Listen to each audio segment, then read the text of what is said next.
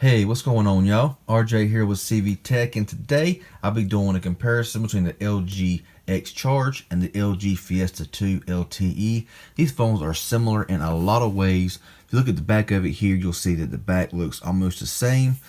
Go to the front, looks identical. Buttons are the same and the same placement and everything else.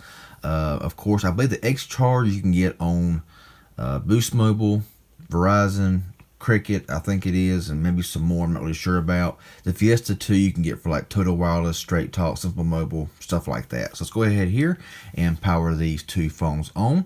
Now we're going to go into CPU-Z here on both of these devices, and on the X Charge you have a 1.5 gigahertz MediaTek 6750 octa-core processor with a Mali TX60 GPU, and over here on the Fiesta 2 you got a 1.4 gigahertz a quad-core 425 with an Adreno 308 GPU. And both these phones here have 5.5 inch displays, 720 by 1280. Both have 2 gigabytes of RAM and both have 16 gigabytes of ROM. Let's go ahead and go back home here, go into Geekbench 4, and we will see what the scores are.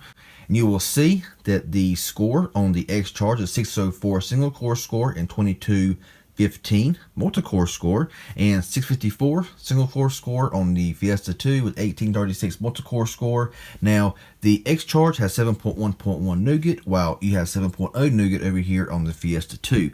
Now we'll get out of here, go into Antutu benchmark. You will see on the X Charge we have 39,154 and 35,939 on the Fiesta 2 LTE. So now we'll go ahead and clear everything out, and we'll start in with this comparison.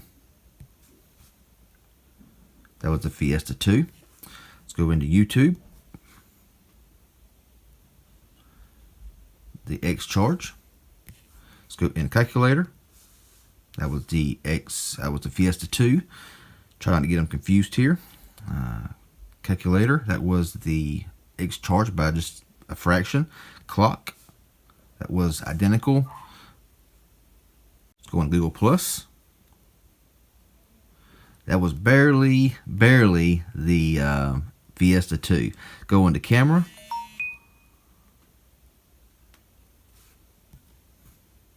And I really couldn't tell which one was first that time. I wasn't even looking.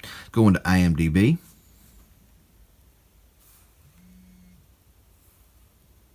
That was the Fiesta 2 LTE. Let's go into Instagram here.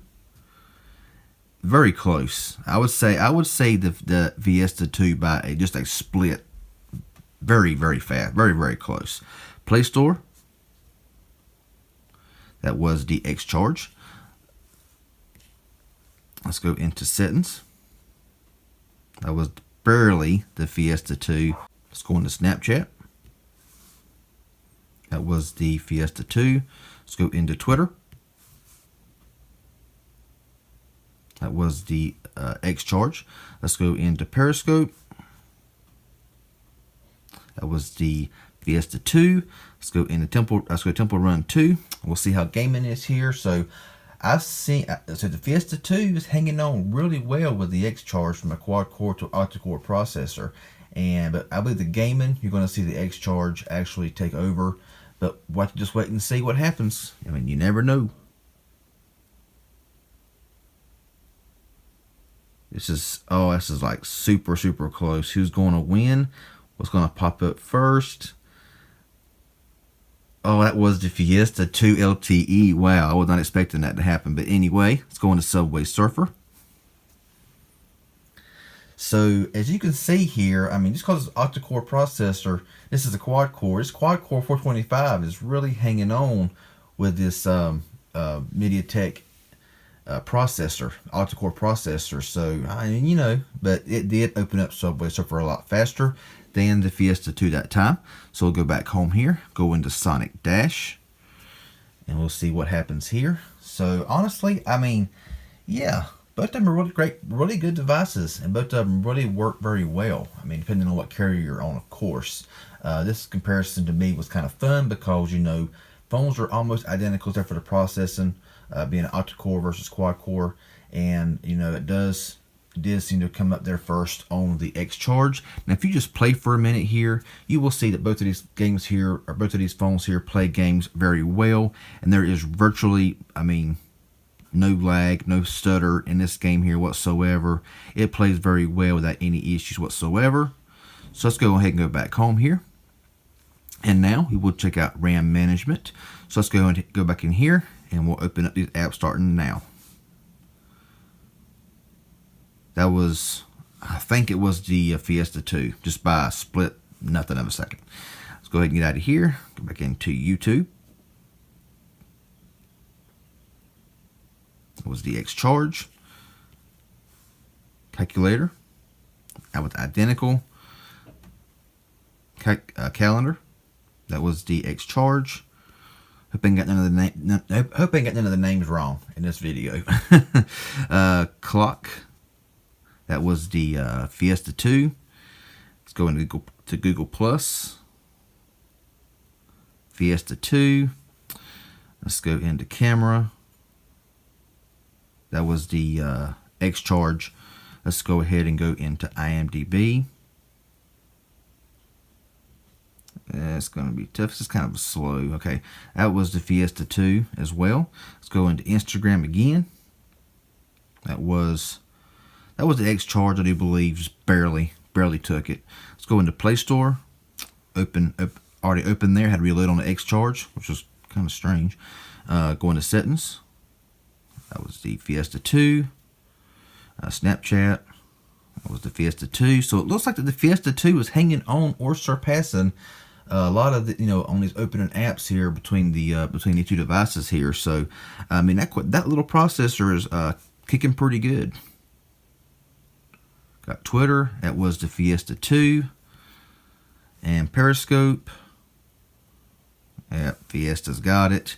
And let's go ahead and back into gaming and see what happens here. Already open. Had to refresh on the Fiesta. So that goes to the X Charge. Subway Surfer. Both of them had to refresh. Chrome keeps stopping. We don't care. Let's just see here on this reopening here which one's going to come up first, because the X Charge was faster last time. But in reopening, it's very close. I mean, you see this here looks a little bit ahead. This one showed up first, but this one started admissions first. So there you go with there. And we'll just look at Sonic Dash.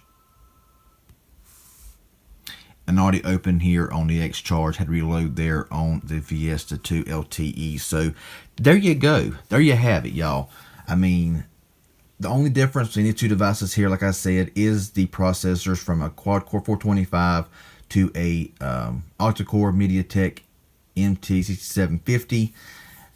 But other than that, these phones here are pretty much the same. So this here was just a fun little comparison, between the two devices here.